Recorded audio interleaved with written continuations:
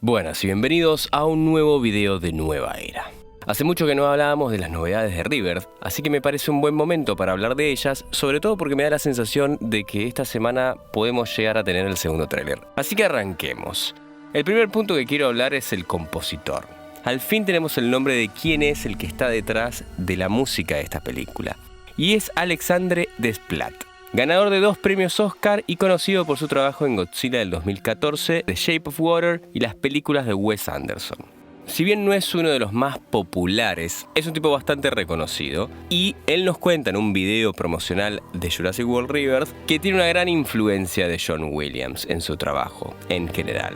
Y es alguien a quien considera un ídolo, lo cual no es muy difícil porque John Williams es uno de los mejores compositores de la historia del cine. Pero dentro de este nuevo soundtrack, claramente ha incluido citas musicales de John Williams, buscando mantener el espíritu sonoro de la saga mientras introduce sus nuevos temas. Dice que hay un tema que sirve para el grupo protagonista de la misión militar y otro para la de la familia Delgado, que es un poquito más emocional. Usó una orquesta de 105 músicos y un coro de 60 voces. Y una de las partituras se llama Opening Lab, lo que confirma que la película comienza con una escena en un laboratorio. Todavía no sabemos si es una escena flashback o es una escena en la actualidad del mismo año de la película. Me da la sensación de que podría ser una escena flashback que nos cuente un poco lo que pasó en esa isla antes de ser abandonada y algo que tenga que ver con el mutante y esas cosas.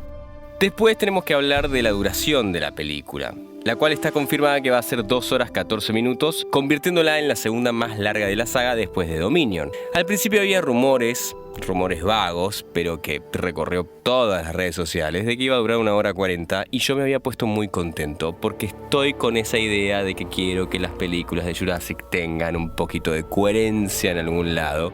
Y como ya había hablado de que Jurassic Park y las 3 últimas películas de Jurassic World trataban temas de microasuntos científicos, porque en las 4 nos mostraban novedades genéticas y laboratorios en funcionamiento, y entonces eran microasuntos científicos y esas cosas. Y como Rebirth parece que es una historia dentro del mundo, pero que no nos cuenta algo troncal como lo fue Jurassic Park 3, apareciendo especies muy similares a las de Jurassic Park 3, con diseños similares, etc. Dije, bueno, ya que Jurassic Park 3 duró 1 hora 32 minutos y esta película dura 1 hora 40, estaría dentro de ese mismo grupo de películas que nos cuentan historias spin-off, por así decirlas, pero no sería tan spin-off, sino tipo aisladas, historias que pasan dentro de este mundo. Y me había entusiasmado porque de alguna manera mi neurosis con este tipo de reagrupación de películas estaba justificada. Pero no, va a durar 2 horas 14 minutos, va a ser una película larga y tiene un poco de sentido porque tiene muchas cosas que contar, muchas especies, muchos personajes. Y aparte, está escrito por David Koepp y eso nos da como una sensación de que, bueno, queremos ver más sobre una película escrita por David Koepp que menos. Después está marcada como una película apta para mayores de 13 años, por tener secuencias intensas de violencia, imágenes sangrientas, referencias sugestivas, lenguaje inapropiado y una referencia a drogas. La referencia a drogas seguramente sea Parker Genix, que es una empresa farmacéutica, la cual tiene drogas. Imágenes sangrientas es algo que no tenemos desde hace un par de películas. Y eso me lleva a hablar sobre el detrás de escena que también se publicó en las redes oficiales de Jurassic, en donde se muestra cómo estaban grabando en Tailandia y en Canadá, mostrando escenas de rodaje y entrevistas con el reparto y el director Gareth Edwards. Nos muestran un par de escenas que son importantes, como del río y Martin Krebs conduciendo con muestras de ADN en uno de los jeeps, y también nos muestra a los protagonistas huyendo en una playa y en el agua se ve mucha sangre, algo que no estamos acostumbrados en estas películas de esta nueva época de Jurassic, porque si nos vamos, por ejemplo, a Dominion, no hubo una sola gota de sangre.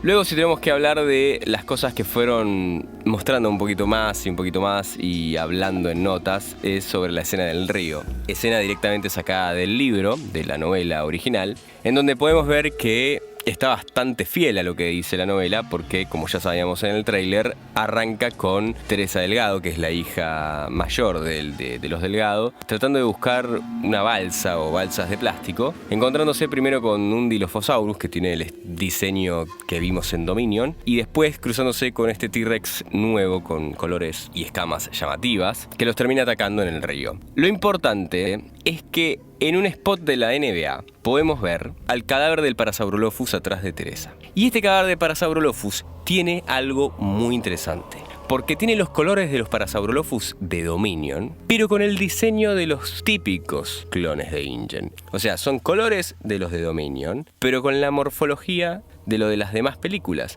Es un punto que nos llamó la atención y es un punto que está bueno porque unifica partes de la saga en un punto en común. Después se mostraron pósters del mutante en donde se podía apreciar un poco más la forma de sus manos, sus garras delanteras, sus mandíbulas y sus brazos secundarios. Tanto los chiquitos que tienen 2 dedos como los T-Rex, como los grandes que son con los que se apoya, que tiene 3 dedos y que podemos ver que puede agarrar a una persona como si fuese una mano. Eso nos lleva a lo que se mostró en la CinemaCon a principios de abril, que había una criatura misteriosa que parecía un velociraptor con alas. Una especie de híbrido o mutante extraño. Y todos salieron a decir, esta gente que no sabe de dinosaurios está diciendo cualquier cosa. Y acá empieza lo bueno, porque cuando empezaron a filtrarse los distintos tamaños de las especies en los size charts, al mutante se lo nombra como villano 1. Y eso dio a especular que si es el villano 1, entonces puede ser que haya un villano 2.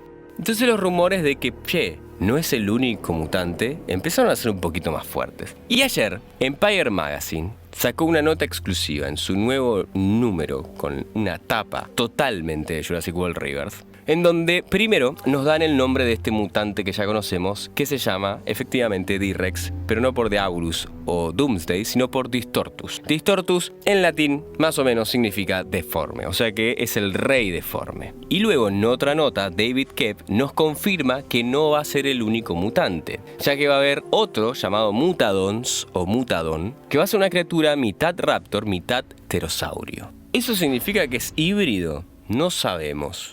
Eso por lo menos significa que es un mutante, es algo que no salió bien. Pero puede ser un mutante de un híbrido. ¿Qué significa eso? Que no solamente tenemos el mutante de un Rex, del intento de clonación de un T-Rex común y corriente, sino que parece que también tenemos un mutante, un experimento fallido, del intento de la creación de una nueva especie híbrida. Koepp dice que la idea de las últimas películas fue contar historias de cómo quisieron crear nuevas especies más terroríficas. Y junto con Steven Spielberg dijeron, ¿qué pasa con todos los experimentos que salieron mal para llegar a ser esas especies como la Scorpius Rex, la Indominus Rex, el Indoraptor y todas las otras especies que el Dr. Wu e InGen estaban tratando de hacer para Jurassic World? Lo cual abre un punto muy interesante de toda esa época de principio de los 2000, en donde InGen, junto con Masrani Global, estaban muy activos en crear nuevos clones de especies conocidas y criaturas híbridas nuevas, especies nuevas, bajo el mando del Dr. Wu. Mantendría todo el canon del lore expandido de muchas especies que conocemos que no fueron clonadas hasta por lo menos finales de los 90 o principios de los 2000, como el Spinosaurus o los Mosasaurus.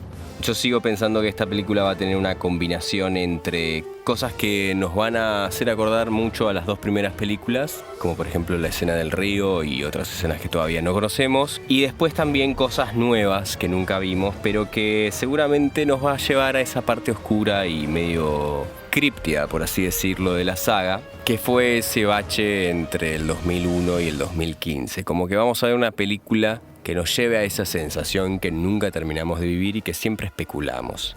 Como verán, estoy acostumbrándome a hacer este tipo de videos medio podcast, me siento un poquito más cómodo, sobre todo cuando son temas que me dan la posibilidad de hablar y dar mi opinión y estar charlando más que contando algo concreto del lore o algo concreto de una película, cómic, videojuego, etc.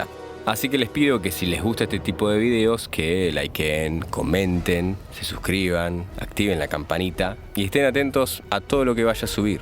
Pero ahora me gustaría saber qué opinan de las novedades de Jurassic World Rebirth, si creen que estamos cerca de tener el segundo tráiler y que me lo dejen todo abajo en los comentarios.